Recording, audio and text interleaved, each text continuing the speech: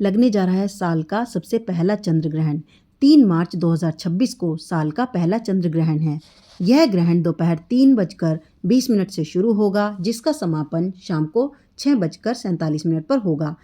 सबसे इम्पोर्टेंट बात यह है कि यह चंद्र ग्रहण पूर्ण रूप से भारत में दिखाई देगा और इसका जो सूतक काल है वह भी पूरी तरह से यहाँ पर मान्य होगा, अर्थात उसका इफेक्ट यहाँ पर देखने को मिलेगा और उसके नियमों का भी हमें पालन करना होगा।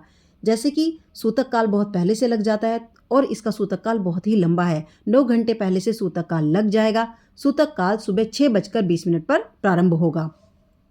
सूतक काल में या ये जो ग्रहण का समय होता है, इसमें हमें क्या करना है, किन नियमों का पालन करना है।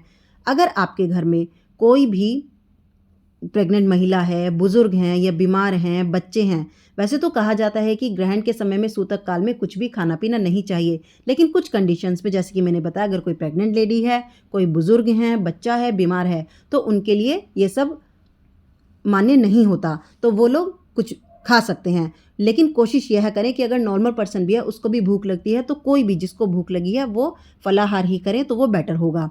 फलाहार करें और साथ ही साथ जिस समय ग्रहण का समय होता है, ये सूतक काल लगा हुआ होता है, उस समय मंदिर के कपाट बंद कर दिए जाते हैं। तो आपको भी घर के मंदिरों के कपाट भी बंद कर देने चाहिए। किसी भी तरीके से जैसे आप करते हैं, आपको उन्हें क्लोज कर देना है। और कहा जाता है ये जो ग्रहण का समय होता है, इस समय ज़्यादा से ज़्यादा हमें पूजा पाठ करनी चाहिए, मंत्रों का उच्चारण करना चाहिए, क्योंकि इस समय की हुई पूजा अर्चना आपको लाखों करोड़ों गुना फलप्रदायी होती है। और अगर इस समय में आप कोई भी मंत्र उच्चारण करते हैं तो वो मंत्र आपके लिए सिद्ध हो जाता है।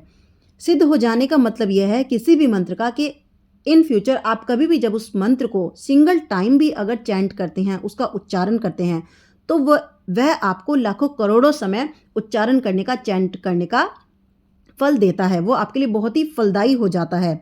तो आपको क्या करना है, जब यह समय समाप्त होगा चंद्र ग्रहण का, उसके बाद आपको मंदिर को बहुत अच्छे से वॉश करना है, उसमें गंगा जल के छींटे देने हैं, उसके बाद पूजा अर्चना करनी है, भगवान को भोग लगाना है और इस तरीके से इसका आपको समापन करना है।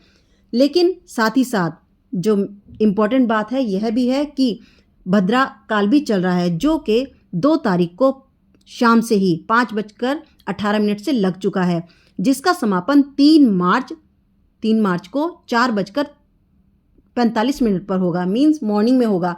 तो हमारी जो होली है, मतलब जो खेलने वाली होली है, फाग जिसे हम कहते हैं, वो 3 मार्च को ना होकर 4 मार्च को होगा।